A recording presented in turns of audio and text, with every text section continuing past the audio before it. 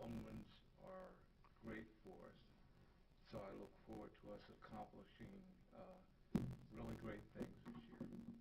And with that, stand for the Pledge of Allegiance, please. I pledge allegiance to the flag of the United States of America and to the republic for which it stands, one nation, under God, indivisible, with liberty and justice for all. I'd like to entertain a motion for acceptance of the minutes of December 14th, 2022, and December 21st, 2020, the regular meeting of December 21st, 2020. So moved. Second. Second by Jack, I guess. Any discussion? I second. I see. Who moved? John, sorry, I'm sorry. You just bear with me, okay? Thank you. Is there any discussion on the motion? Seeing none, all in favor signify by saying aye. Aye. Opposed, same sign. One abstention. Is there any public communications? Anybody sign in? Yes, Michael Fricky. Michael Freaky? Michael? Michael, are we here? I know everybody, but I'm Michael, and I don't see a Michael out there. You know what? It says 12/21. I've made two mistakes and we're... Doctor, that didn't work. We're 2 minutes in. All right, we'll get through it. Maybe sometime. Am I correct, there's no public communications? No, there's All right. not. Written communications? Yes, council received an email from Aaron Krebs in regards to a low-frequency sound coming from a neighbor's house, and the solution worked out between neighbors was received and forwarded to council on January 4th, 2023. Standing Rock Cemetery Board of Trustees meeting agenda for January 12th, 2023 was received December 28th, 2022. After publication of the agenda, the following was received. Notification of no planning commission meeting being held on January 17th, 2023, and the next meeting will be March 7th, 2023. Was received on January 17th, 2023. Board of Zoning Appeals agenda and staff report for January 23rd, 2023 was received on January 17th, 2023. PY year 2023 CDBG implementation schedule was received on January 17th, 2023, and civil service agenda for January 23rd, 2023 was received on January 17th, 2023. Okay, thank you. The city manager report, Jack. Yeah, I'd like to move items 1 through 8 on the city manager's report. Second. Second by Garrett. Is there any discussion on any of them? All in favor signify by saying aye. Aye. Opposed, same sign. Mr. Rowe, you have the floor. No, thank you, Mayor. Thank you. Moving into committee report, first is committee of the whole. We need a motion for the minutes of January 4th and recommend action. So moved. Second. Who moved it, Mike? Second by Roger. Is there any discussion? No discussion. All in favor signify by saying aye. Aye. Opposed, same sign. Abstain. One abstention. That's it. Health and public safety. Yes, I'd like to move the committee meeting minutes for January 4th and the one action. Second. Second by Mike. Any discussion on that? Can you split those, please? Yeah. Right? Oh, okay. Move the committee meeting minutes. Second. Where's your hand at? For the action. What? My hand was for the action. Oh, all right. Mike, you have your hand up too? No, he seconded it. All right. Any discussion? Seeing none, all in favor signify by saying aye. Aye. Opposed, same sign. Abstain. One abstention. I would move the one action. Second. Second by Mike. Nothing, Heidi? Okay. Any other discussion? Seeing none, all in favor signify by saying aye. Aye. Opposed, same sign. Okay, thank you. Moves us on the sidewalk to utilities, Mr. Sidoti. Yes, thank you, Mr. Mayor. We have no committee meeting minutes, and we don't have any actions. However, we do have one draft. Good enough. Would the acting clerk read draft number 2023-01 in title only? Yes.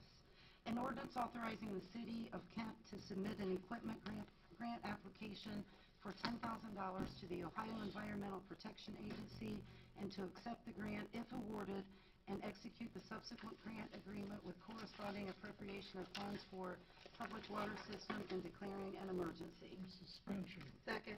Second by Heidi. Please call the roll for suspension. Hang on. Here. Mr. Amrine. Yes. Mr. De Leon. Yes. Mr. Ferrera. Yes. Mr. Kuhar. Yes. Ms. Rosenberg. Yes. Ms. Schaefer-Bish. Yes. Mr. Sidoti. Yes. Mr. Turner. Yes. Ms. Wallach. Yes. Move adoption. Second. Second by Garrett. Is there any discussion on adopting this ordinance? Please call the roll for adoption. Mr. Amrine. Yes. Mr. De Leon. Yes. Mr. Ferrera. Yes. Mr. Kuhar. Yes. Ms. Rosenberg. Yes.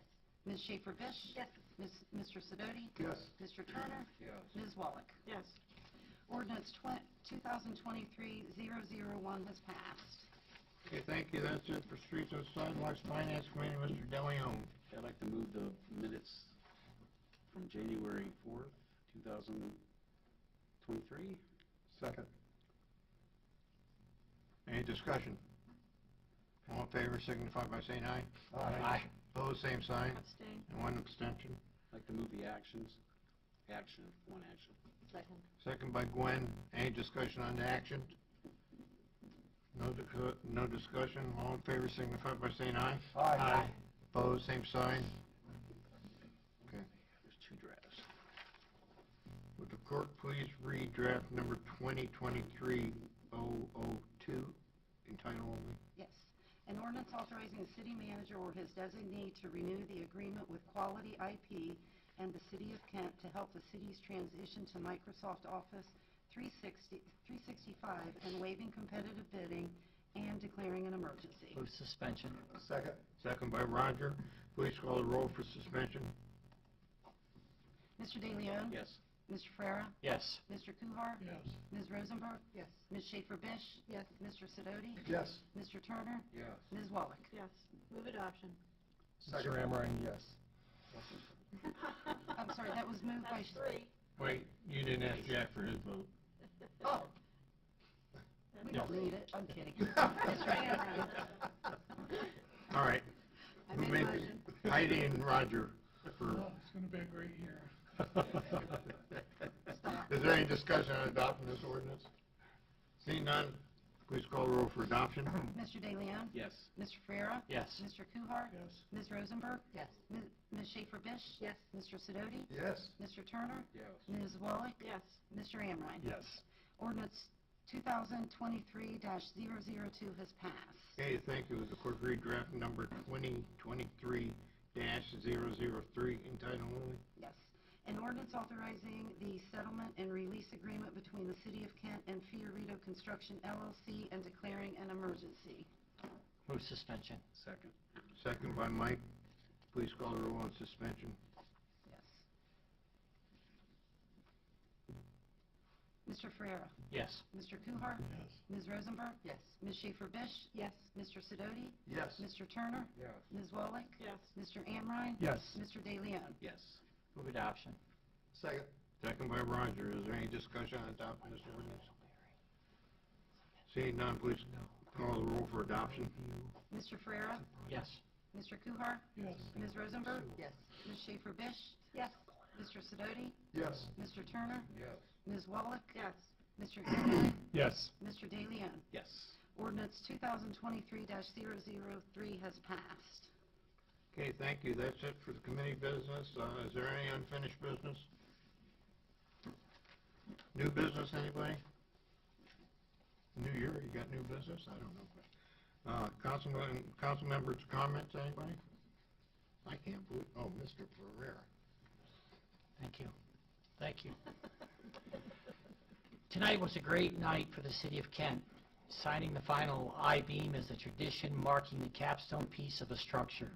Kent residents had the chance to put their names on what is sure to be a symbol of the capstone achievement of the city's resurgence. It's a symbol and a testament to the residents, volunteers, leaders, and administration who have helped Kent become more economically and socially viable and thus eminently more livable. We have not been in this position since the days when the rail yards and the river were the primary economic engines of the city.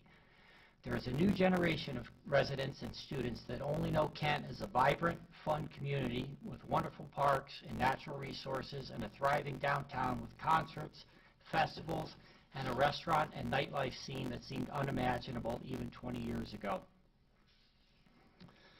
That generation, thankfully, doesn't know anything about urban decay, blight, empty buildings, or land banking. Kent has had a truly transformative renaissance.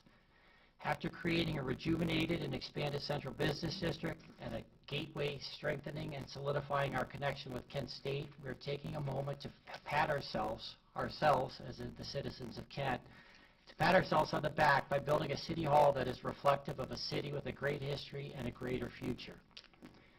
We're building a city hall that represents the great citizens of a great city. We're building a city hall that we all deserve, a city hall that says we are proud of who we are and what we have accomplished, and we want a symbol of our pride and success. The new city hall will be just that and then some. Just as the I-beam represents the capstone piece of a structure, I look at the new city hall as the capstone achievement of my time serving on city council. I campaigned 24 years ago with 3 themes. Be pro-business. Redevelop downtown by building a better economic environment more conducive to doing business in Kent. 2, build a hotel in downtown Kent. And 3, develop a better, deeper partnership with Kent State. I've seen these goals come to fruition over the past 23 years while serving the residents of Kent. In the process, we also got a conference center, a parking deck, a new fire station, a new police station. We saved an historic hotel and transformed it into a key piece of the downtown redevelopment. We redeveloped the blighted and dilapidated southern portion of downtown from Water Street to Erie Street along Haymaker Parkway, thus expanding the downtown footprint and tax base. Those are the big items, but there are smaller and yet equally important projects, too numerous to list, that have had a meaningful purpose in Kent's renaissance. I don't think there is a better way to thank the residents and those that work in Kent for their support and encouragement than by building a city hall that reflects the spirit, grit, and determination of the very people it serves. I'm honored to be part of that progress. And after 24 years of service, I'm asking the citizens of Ward 1 to put forth someone with high aspirations and lofty goals, much like the person I was 24 years ago when I decided that I wanted to make Kent a better place and ran for council. While I still aspire for Kent to reach higher and further and expect better, that person to take us there will not be me. I have chosen not to run for re-election. I thank all of those who have supported me over the years, especially my biggest supporters, my wife, and Gianna and Francesca, my daughters. I'm honored that they're here tonight. 24 years ago, we were newly married and we had no children. Today, Gianna is in her freshman year at Bates College in Maine, and Francesca is a junior at Kent Roosevelt High School.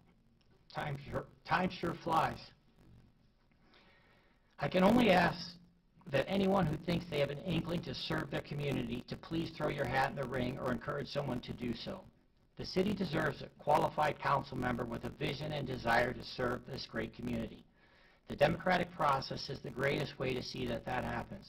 By having choices amongst candidates, the city and citizens' best interests are served and representatives are held accountable. Anyone interested has over 2 weeks to get 25 signatures on a petition to get their name on the ballot. Again, I urge everyone here to spread the word to anyone interested. Let me finish where I started. The topping off ceremony is a symbol of the great achievement the city has made over the past 24 years. I'm proud and honored to have been part of that history. I look forward to serving out the remainder of my term in office this year the way I started my first term almost 24 years ago and have served ever since, with an objective view of doing what is best for Kent and those that live and work here. Thank you.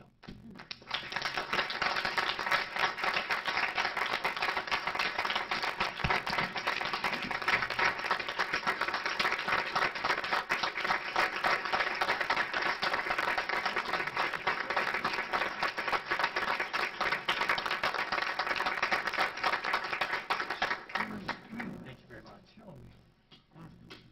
Well, that's kind of hard to top, but, you know, we did top a beam today for the new city hall. That's shocking. You've done a lot for this city. Thank you.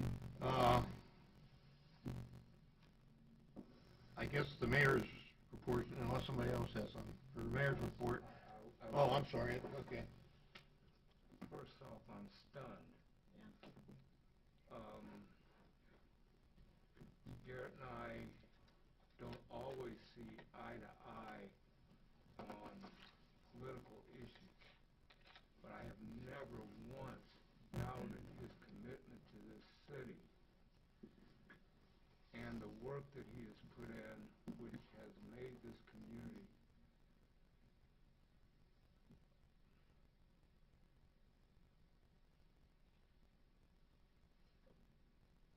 a brighter, and it's made it a shining city on a hill.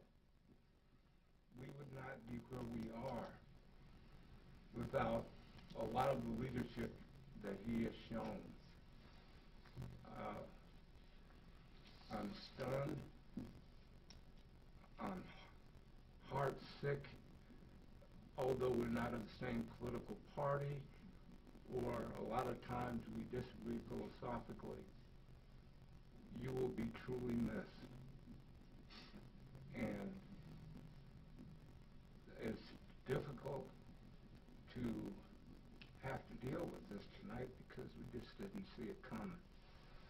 But thank you for your leadership and your commitment to making this community a better place.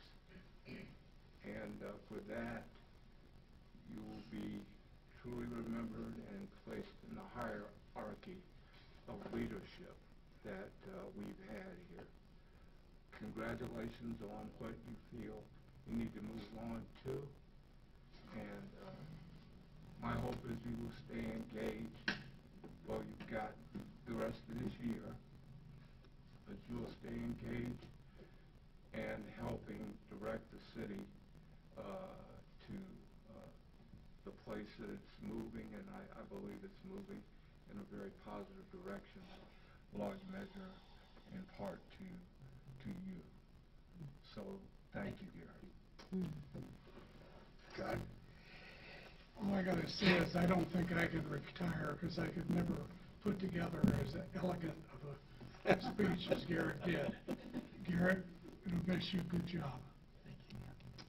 Heidi? Oh, I thought you had something. Anybody else? All right, we're the mayor's report, and it's 7:49. In my 30 years of tenure of being a city representative, I think this is the shortest council meeting we ever had.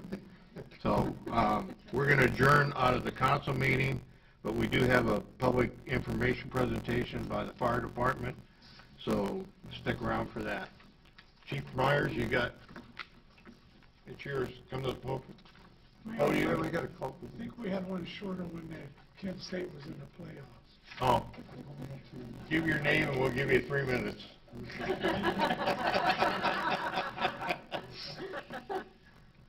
I have it planned for 2.5, so I'm good. This is good, though, people. Listen to this one. I'm going to get the computer set up here, and things, TV's on, and stuff up.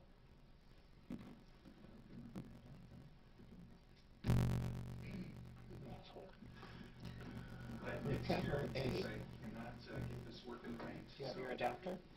He says that every time. You're right. I'm going to have to run upstairs and get the adapter. So, There goes that 2 minutes. Really? You're on the clock.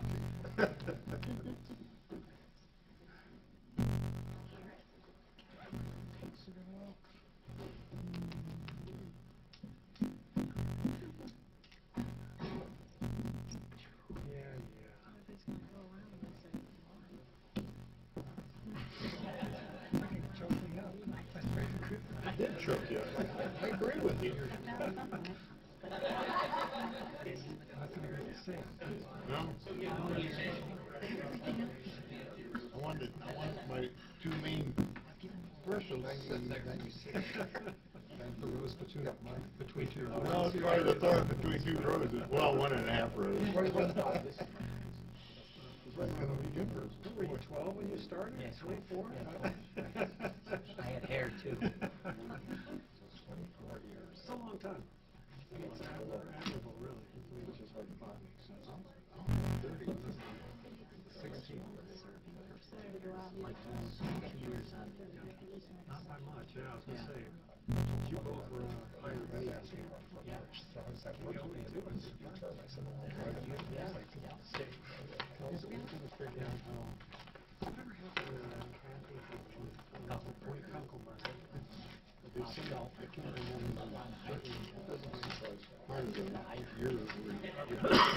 Somebody said, I thought that he was. Didn't have to run for it, but.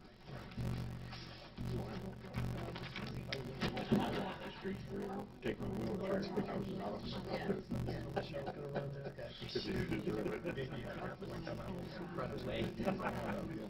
She may run after spending a year with you at home on every Wednesday night.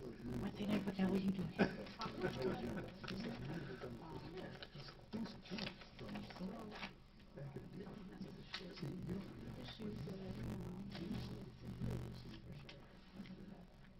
And you didn't have to read too much. There was one time, I can't remember, nothing to do with you.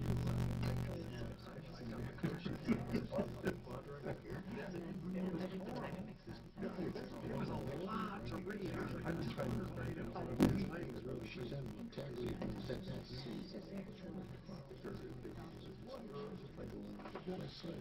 What's your comment? She's been briefing me about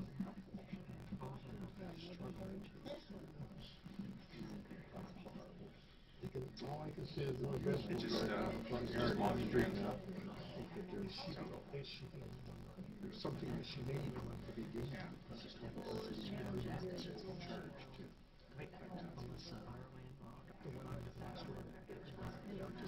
What's wrong with that? I don't know either. She only what, 6,000 an hour? Say what? One house. Yeah.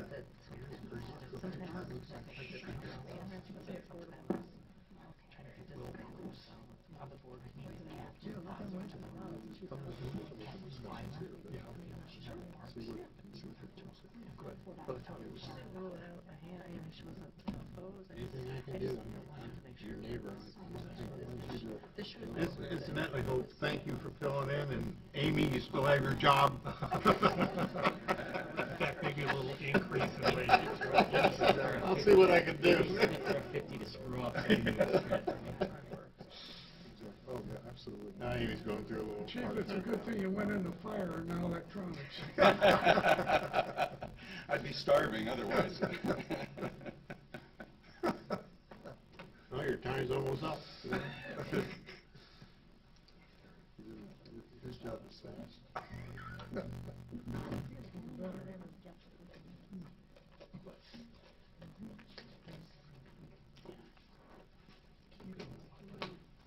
You talked to Patty today?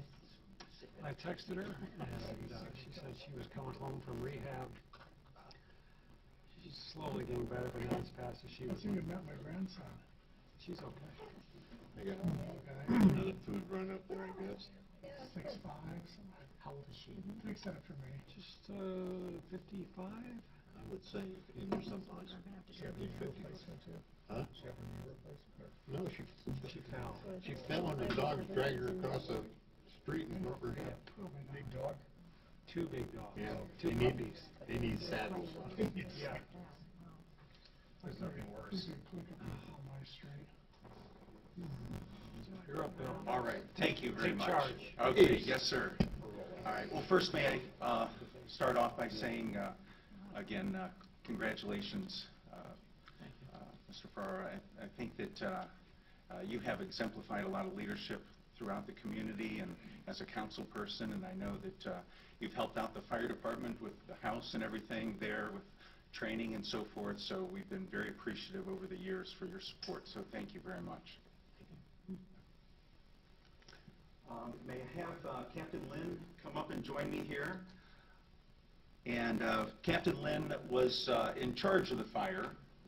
He was the initial, he's in charge of the shift, and so he was the first one on the scene there as an officer and took command, and then basically got things rolling for us. And then later on I came in and then took things from there. But so I'm going to start off here with Captain Lynn. He's going to kind of explain some things and so forth, and maybe get the lights there. Yeah. Oh, thank you. Well, you really tried to help with urban renewal on that. I'm sorry we didn't. That's how they do it in Philadelphia. That day started on Friday like every other day at the Kent Fire Department. Too much to do, not enough help, and so little time. You hit the next thing, please, Chief.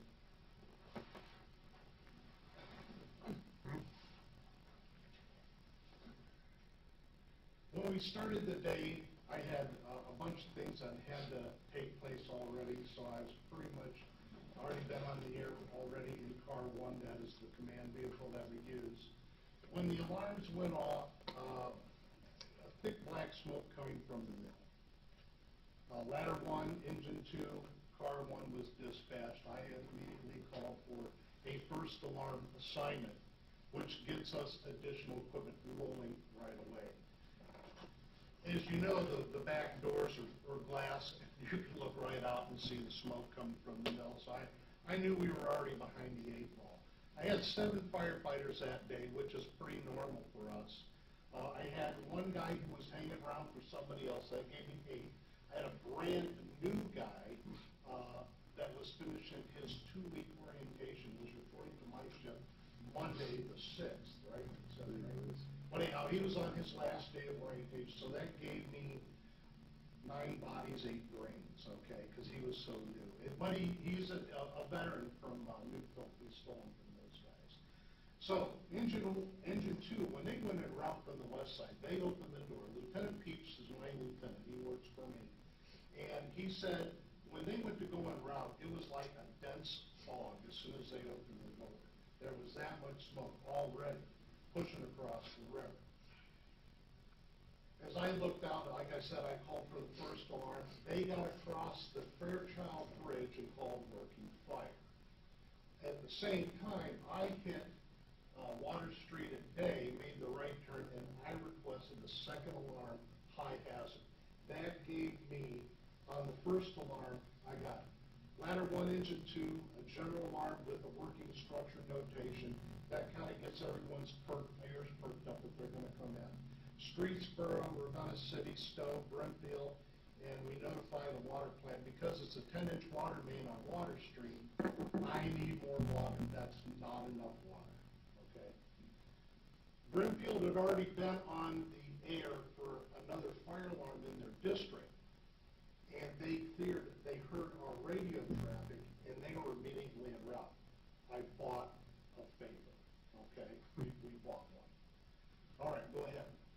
The second alarm gives me Ravenna Township, Monroe Falls, Talmadge, Ritztown, and Hudson. This is where I need sticks. With this kind of building, I need to have lots of ladders. And in the amount of smoke and fire that we initially saw, I knew that this was going to be a stick-up day. Okay? Go ahead. And on here you can see the quick placement. Engine 2 arrived by ladder 1, and I was right behind ladder 1 itself. I then, tower 1, enough guys were nearby, and they hopped on the tower, and I got four guys on tower 1 to immediately come there.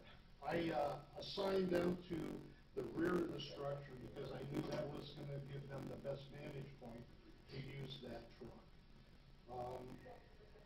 Go ahead. So, and then on Tower 1, as Captain Lynn was alluding to, so those were off-duty guys. So they were doing their own thing at home. They saw their pagers went out working structure fire, so they drive into the station. They pick up one of the trucks, which was Tower 1, and then they go ahead and respond to the scene there. So as you can tell, this is just one view of the backside of the mill there. accessibility was very difficult for us. And getting to the fire was problematic. I'll let Captain Lynn go in and tell you what his procedures were when he went in there. Do you want to do that now? Yeah. Okay. As the chief said about limited accessibility, when we fight a fire, we like to be able to have 3 sides, all right? And I watched some of the YouTube video, and people were saying, well, why didn't they use the railroad? Number one, there isn't enough ground clearance from the trucks to ride the roads. Number two, there was no way for me to get back there.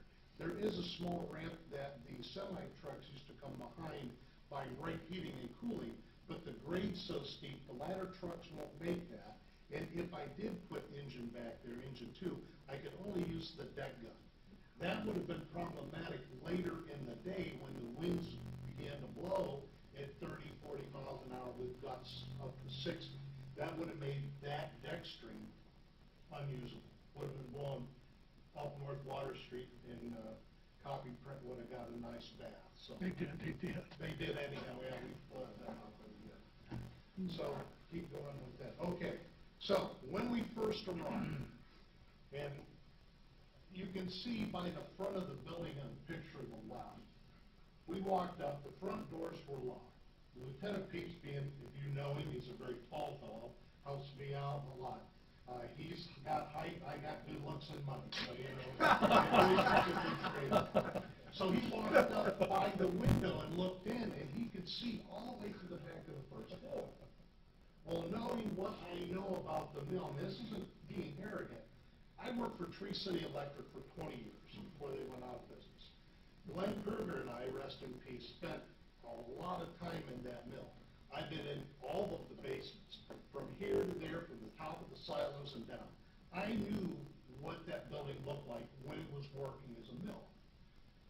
And Craig and I had talked before. We had a fire 10 years ago in there. So we said, okay, it's clear to the back to our wall. My goal was to send a reconnoiter crew, a recon crew, to the 3rd and 4th floor of the original building, because I had to know how far the fire was ahead of us. Because of the amount of smoke that I was seeing from the backside of the building, it already had a head start on it. 2 things here. Number 1, it's a Class 3 construction, heavy timber.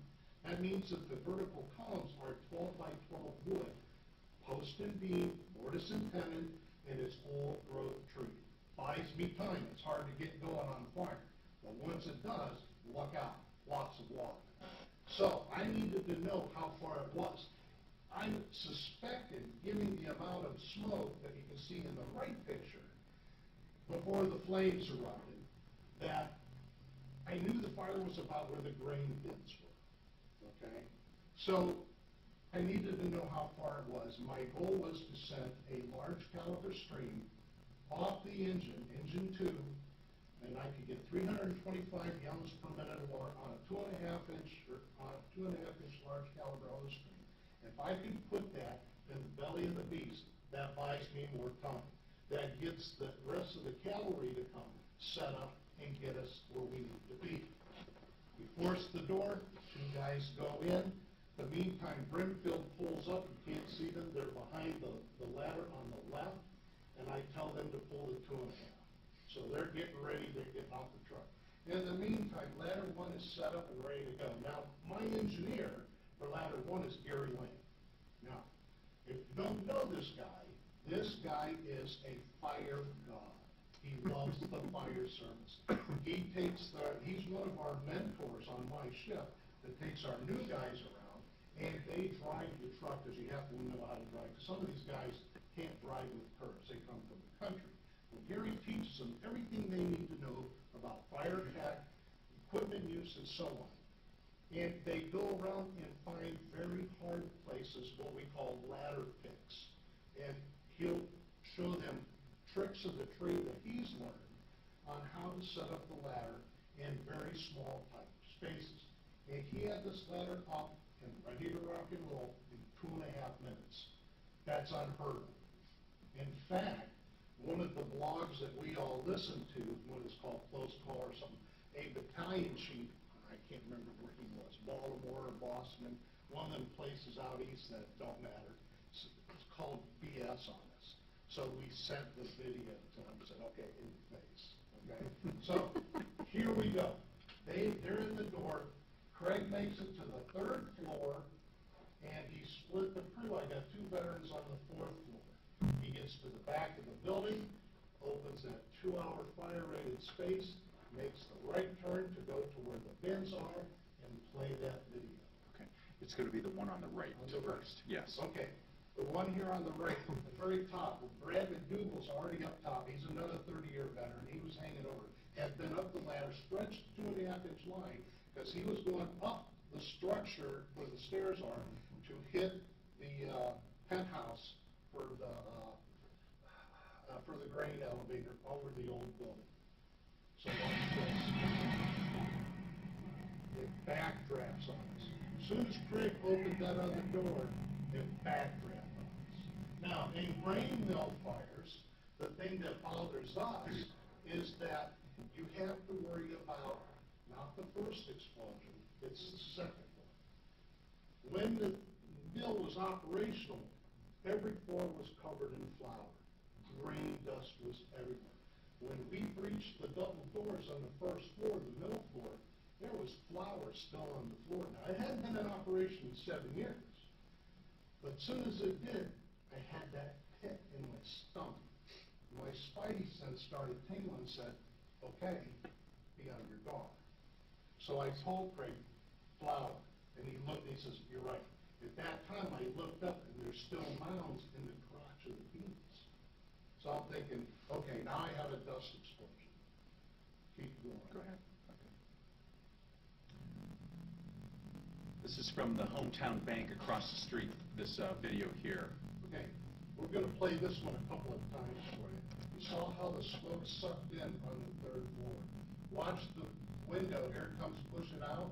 You know, that's when Craig opened the back door. Flame upper right, flame middle, that's called flashover. That's 2,000 degrees of fire floor to ceiling. I have 2 firemen in that first window. I have 2 more firemen in the second, in the back. The 2 guys are right there at the top of those stairs. The only thing you can do with that is hit the ground, cover yourself up, and pray to whoever you call God, and hope you live. All right? At the same time, go ahead and run that one. You know what, I'm not able to, Rich. Okay. Yeah, sorry. All right, so, when that happened, I'm standing on the other side of engine 2 because I need to go over to where the loading dock is because the bagging floor is behind the loading dock. That also is a direct eyeball access to the grain bins. I knew if I could get in there and look, I could see where it was at the bottom on the first floor, possibly down in the basement. So, backdraft hits, the bricks are hitting me, and you know how like in the movies, like in Saving Private Ryan, where things start going slow motion and things, that happened to me. I could feel the bricks hitting me, because I was getting covered with bricks. Glass is coming, I could see the reflection of the glass. The engineer for engine 2, he's cowered behind, you can't see him, he's behind the bush, by the engine, by the back wheel. Gary is at the bottom of the pedestal, the ladder, crouched down like this, because glass is falling all over. My brand new guy is laying on the ladder in protect mode, and Brad ran back to the front. Okay, he missed that blast between the windows. I told him, you don't play the lottery, you're an idiot, because you are one lucky person. So here's what happened. We caught another break. Broomfield already showed up. We caught another break because I firmly believe we got there early enough that it wasn't done cooking. The second explosion never came. We interrupted it before it was done, before the pop-up timer popped. So we took a hit. However, we didn't kill anybody, and that was the big thing. I was going to start bombing because I thought I just killed half my shift. All right? So they met me at the door. Everyone's eyes are like this because Those guys had never been through flashover. I've been through a backdraft before, but never a flashover. Craig got his helmet blown off. We did find it later on that day. And something told me just at that moment, because I had felt the rush of air go in, and the smoke sucked in that window and before it blew out. And I knew exactly what was going to happen, just as it did. Something told me to go in. Why did that happen? There's a fire door that was blocked open onto the right. I went in and I shut that door. That also bought us some more time. All right?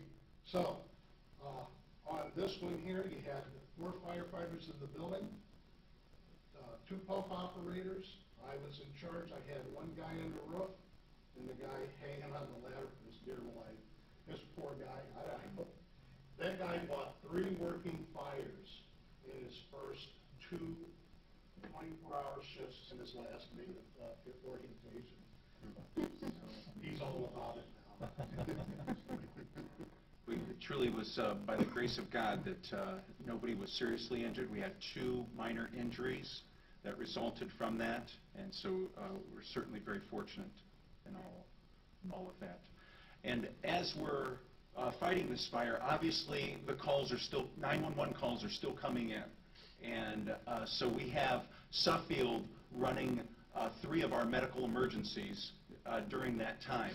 So they just, after the first one, they just stay at our station and they run a couple more for us. And then we continue to rely on other departments to help us out with those other calls that are coming in. So there was another 9 responses, as well as the following shift there was 31 responses on the next shift. So it was a busy couple days for us, for sure. This is our aerials in operation. So you notice the picture on the right there. At that time, we have 6 aerials up and operating, flowing water. We're looking at probably about 1,000 gallons a minute per stream. And so we're flowing a lot of water. And we certainly are grateful to the service department and Gary Labagetta especially. He was working real close with me in regards to where our water situation was. So it was very helpful, that collaboration.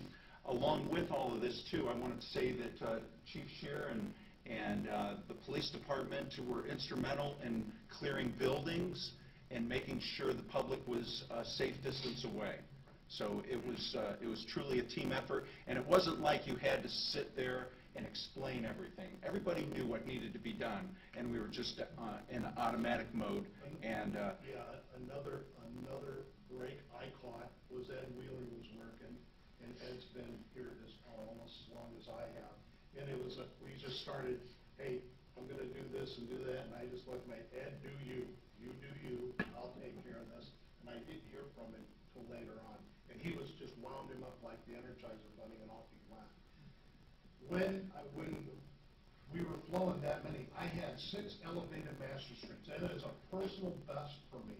I was flowing 6,000 gallons of water a minute for several hours, okay? I'm not talking at least 6, 7 hours, okay? Awesome. So, when Gary comes up around, was it noon? no, it was earlier than that. It's around 10 to... And I know we gave that poor man some more gray hair, and I apologize to him, because we sucked the water down to about an hour around in the city, okay? So, we had a broken valve at the fire hydrant and water in Columbus. That couldn't have been helped. But it broke on, so that was a blessing for us. We asked the city to limit water, which they did. The reverse 911 went out, and everyone just came right to the fight. It was awesome. So we had to start considering alternative water sources. One of the questions was posed to me, why don't we just stick a hose over the bridge at Main Street and draft water? Boy, I wish I could. And if there's any engineers around that could really come up with that, man, I'd kiss them, okay? Because the fire truck, any fire truck building, well, there's one giant one in New York City, but it's in a tractor trailer, and has 4 cat motors on it. But any fire truck can't draft anything more than 20 feet. The bridge is a lot taller than that. And you have to have hard suction, which doesn't collapse. On our hose, if you try to suck water through it, it's going to collapse. You have to push water. So, we ended up, the chief and I sat down and put our brains together. What we caught another break because Chief Mullally from Brimfield was there, and Bob Rasnick from Suffield was there. And these guys are water shuttle geniuses. These guys live and breathe the water shuttle. So we said, go to work. So, and I know that gave Chief Shear and his crew fits because we closed the 43 free places. Then we needed a parade route for all the tankers to get to us. Yeah, sorry, I'm sorry. Somebody struck the third alarm. Go ahead, Chief. Sure. So with the third alarm, again, Chief Rasnick and Chief Mullally from Brimfield and Suffield, again, those departments rely heavily on tanker shuttles and stuff because of the lack of hydrants in their respective communities. So when this was all set up, there was about 10 mutual aid companies that were needed. So as you can tell, we are drawing resources from a lot of different communities here to help us out. And that sometimes will leave their communities less protected. And so we're also cognizant of those things. Now, we try not to, what we call double tap a community, meaning get a second resource from them. Okay, we try to just take like one ladder, one engine, or one tanker. So that way we don't deplete their department and they're still able to respond to their own emergencies. So that we're cognizant of those types of things when we got this group together there. And again, this was all set up and ready to go, but we never initiated it. Just because of the fact our water situation improved, we were able to back off the amount of water we were using on the fire.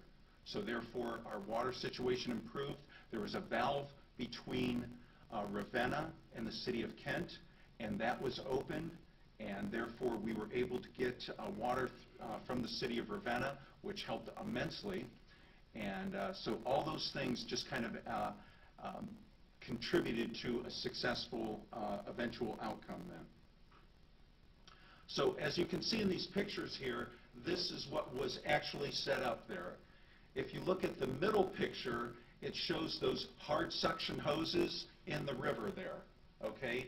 And those are the ones where the water is being drafted up into the fire truck, okay? It's not sucked up in there.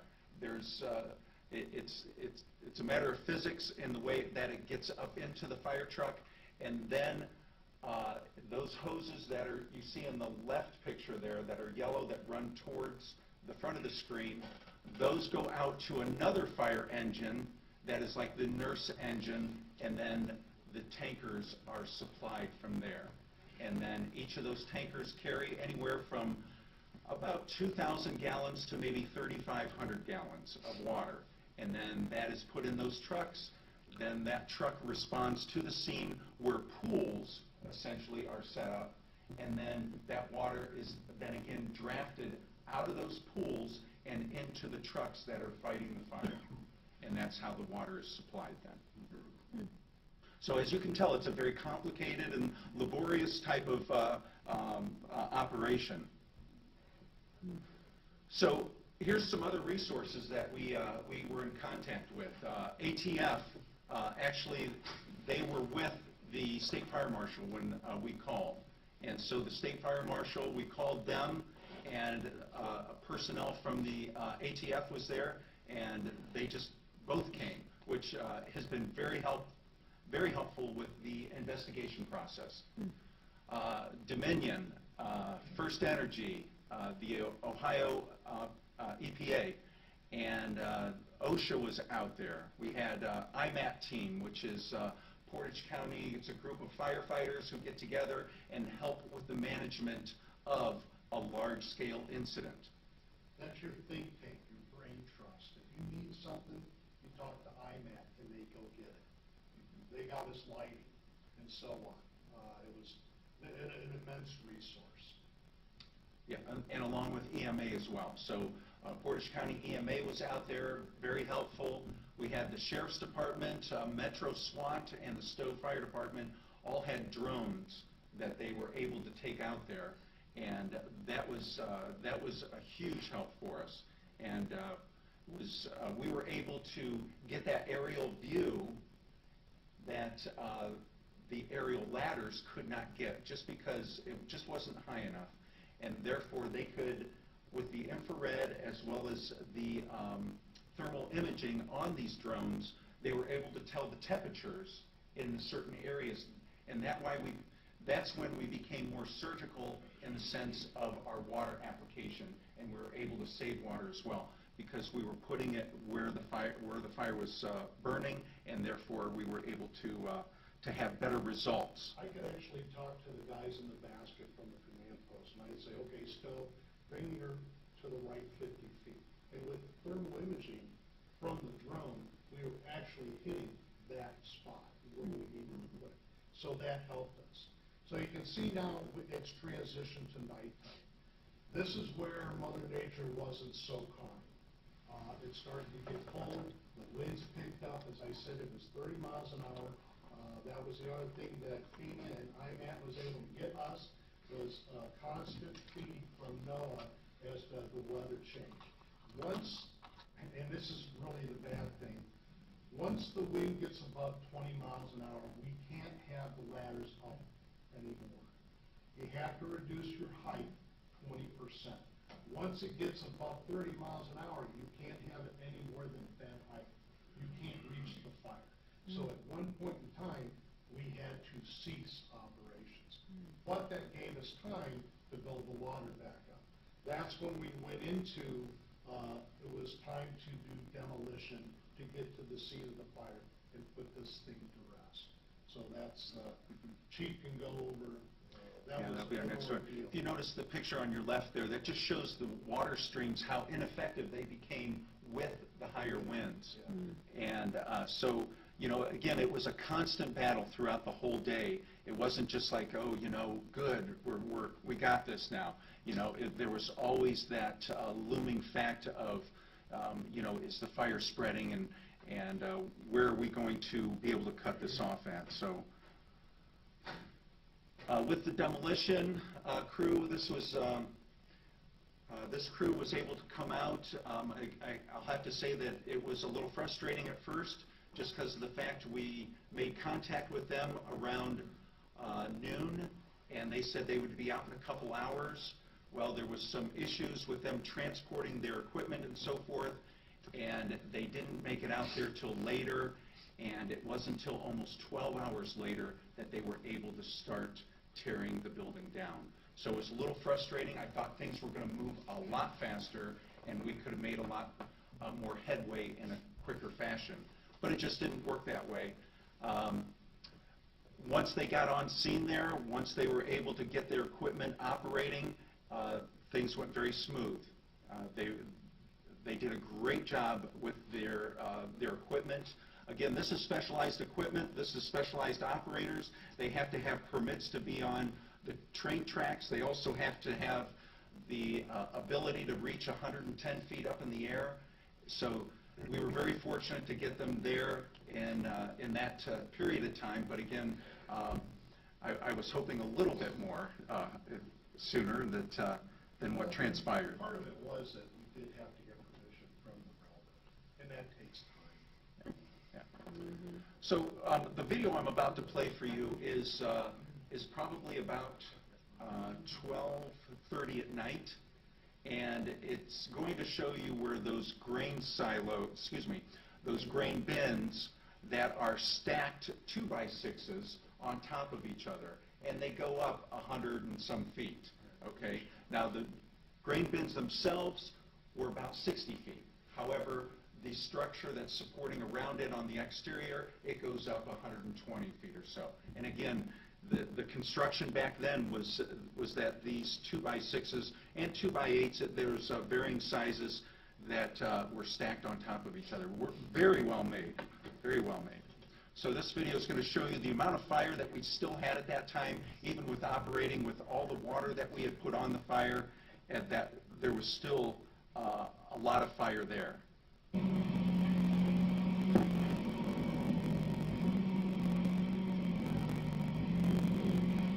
the building was constructed, there was an 18 to 24-inch waste base in each bin. There was no way we were going to get the ladder screen in between those.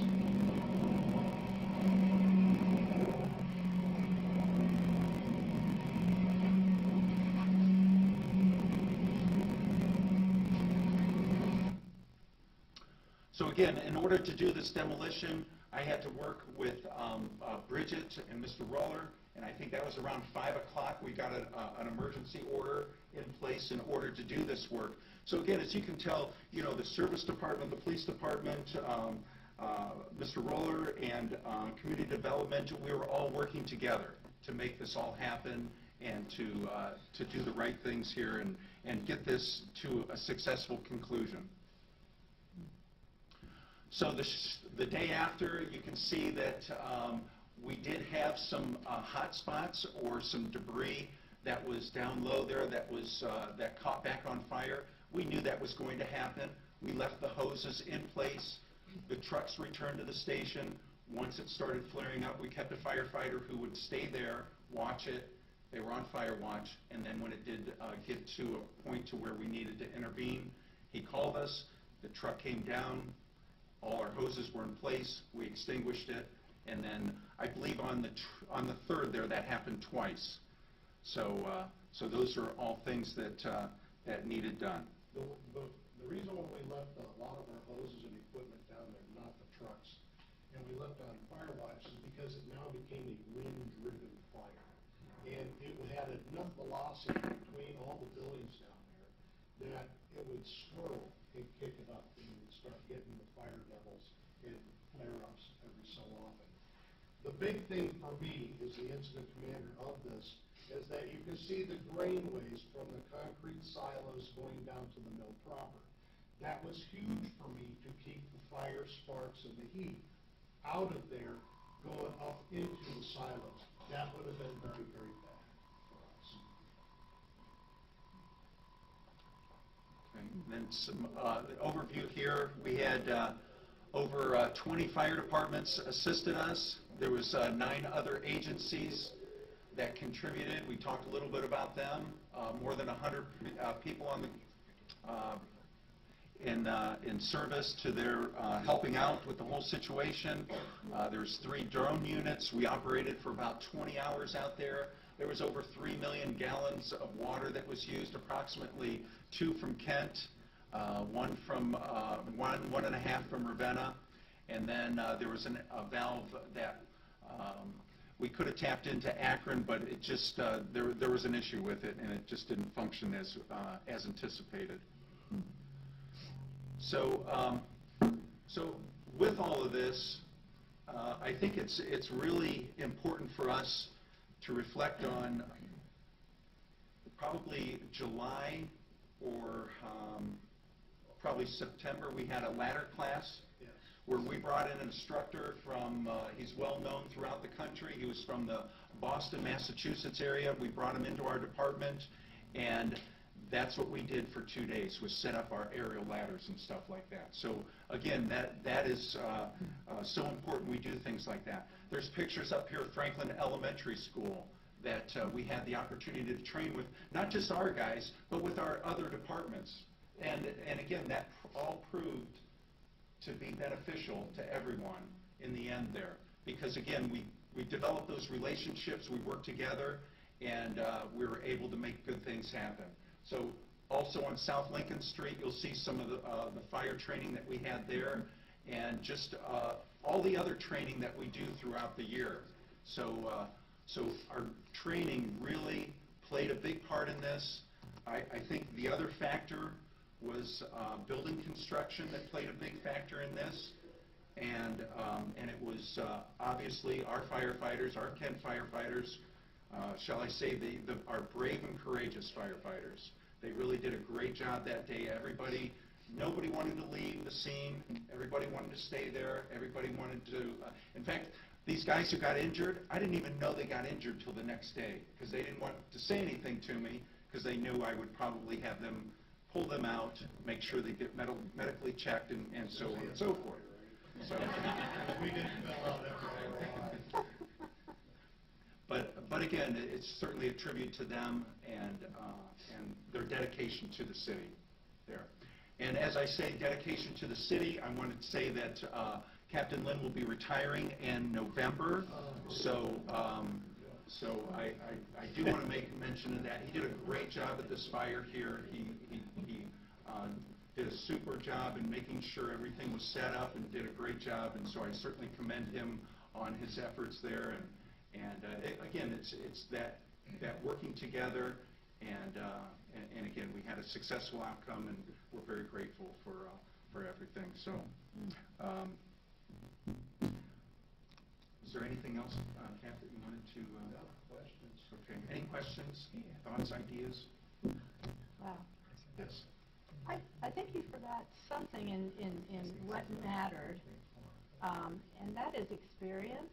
I think you have some really experienced people, some really highly technical people that helped, and of course all the other communities that responded. But I do want to say that experience was really on your side as well as training, for sure. Yes. Very grateful. Thank you. Yeah, that day, I'm going to brag on my shift a little bit. I have 3 world-class fire service instructors. They go all over the country on their own dime and teach other firefighters. They bring guys in, and they were instrumental in getting a lot of the instructors to come for all the burns we did at Franklin, at the school, or at houses up on Lincoln Street, as well as the ladder class. The ladder class was a hard class. That really taxed us, especially in a position of mine, because the guy would drive around the city the night before and then say, go to this address. And one of his instructors would be there. And then I had, as the boss, or whoever was going to be in charge of that call, had to, work all the little quirks and nuances. So it was really, really tested our thought process, and it really was awesome. I appreciate it. But I had that, and it's like you said, the experience. I have 2 new guys, plus the new guy that had started that weekday. But everyone else has at least 15 years on the job, So it's like, yeah, you can't trade that for anything. So, yes. Yeah, I just want to say, I've always had the greatest respect for the fire department, but just watching this and the technicalities and everything you have to know is amazing, so I've just tripled my appreciation for you guys. All of us. John? Would it be beneficial, or maybe this was a once-in-a-lifetime need, to put a huge pump down by the dam? It's an interesting thought that you have, and what we did was, we got together Jim's trying to with the service department, and we talked about this. We had a very similar presentation that we gave, and we talked about what are some things we can do better, what did we do right, what can we do better for the next time something like this happens. And that was one of the items that I think that we probably will be discussing and seeing what can we do to see if we can draw from the river there in an easier fashion. Yes. Roger. Yeah, Chief, would you say that the first order of business from the experience that you had in this fire is to contemplate getting a drone? Because it sounds like that having that at an early... It's coming. No, having that as an at the early stages, when you put those aerials up, would have been, and by the time it came, so would you think that would be something that, I mean, I realize that a pump is a little more expensive than a drone. So, Drone would be awesome. Yeah, When something. Mr. Flora was down there, we looked and said, boy, Mr. Flora, look what Stoke can do. He goes, why don't we have one? I would love to have a drone. But you got to have a drone pilot, that's for sure. There would be a line on Sure. Yeah. Yeah, I think that's a great idea, not only for these types of purposes, but for river rescue. A lot of times, what we're doing is when we respond to a river rescue, we have to find the victim.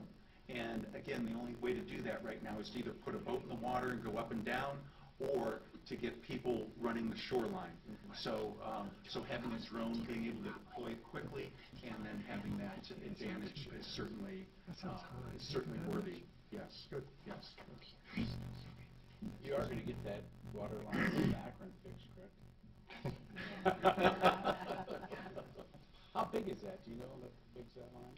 10 inch? 8 inch? Okay.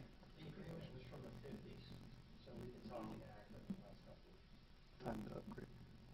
They're a little behind. John? Just want to say for you, Captain and Chief, tell your crew we appreciate them. They did a tremendous, better than a good job. I'm very proud of them. You know, we have, it's our downtown too, you know, so they, you know, we want everything to thrive as much as everybody else. I mean, you see the pictures of silos, you know, I mean, it's, you know. And I was very sad that I drew it on my day, but I'm kind of glad it did, okay? So at least we were able to stop it. When we start looking at the amount of destruction and the amount of potential destruction that could have happened, we stopped that fire butt cold in the building of origin with about 45% loss. It could have been so much more with the wood. It really could. That's for sure. Roger. Well, just one last comment. You speak of silos, and one of the things that absolutely gets in the way of really accomplishments by any large organizations, and the city is a large organization, is that departments tend to be in silos, and they don't talk to one another, and they don't integrate. And I think one of the beauties, and I think it's the leadership by all of you, all the people who work within our city, is the synergy that you pointed out, the synergy between and among departments, the synergy between and among, in many ways, not just the departments proper, but working through the administration, the leadership within, you know, the administration working, and I think the citizens. I think there was, I noticed great synergy in the sense that citizens listened to the direction of our police. They listened, I mean, there wasn't that, everyone was curious about it. But I think that synergy is real important because, you know, when we operate in silos and we don't really understand the responsibilities that other people have, what happens is we can't help and support one another. And I think that's the beauty of our city, that it does happen. And I think you guys and I think the leadership needs to be commended, that we don't operate in silos. We have responsibilities, but we're all in this together. And I think the silo is a great representation of this. Yeah, I agree wholeheartedly. You know, it's not like you were out there with the 2.5-inch hose flowing water, but you know what? You provided us the means in order to do that. Oh, yeah. I wasn't even thinking of console. I was thinking of well, I am too. Well, I think of the whole thing, though. Yeah. You know, because it really is. This is a team. We all are. You know, and 3/4 inch. Well, all you needed was an SCBA. I know you put that gear on already. I know that. And you've been inside. I think we had good practice during the pandemic. I mean, the leadership of Mr. Lewis, both of the chief, the teleconference were very informative, entertaining sometimes, but very, very productive. And that helped us, I think, work very well with everybody else in the city. As far as an update on the investigation, there is no update. It is ongoing. So we did have a very productive meeting here recently, and so hopefully that process will continue, and as soon as I can reveal things, I certainly will. So again, thank you all very much, and if I may mention really quick how important having the staffing is so important for us. Pre-plans is so important for us. Knowing where things are, where things are stored, how things were left. That was one thing we were a little surprised when the Star of the Mill left. is that things were not as cleaned as we thought they were. So that's something I look to improve in the future, and that is our pre-planning, going into each of the buildings, seeing what's going on there, and so having that opportunity to do that. And again, emphasizing that training for us is so important. So again, thank you all very much for listening, and Thank you.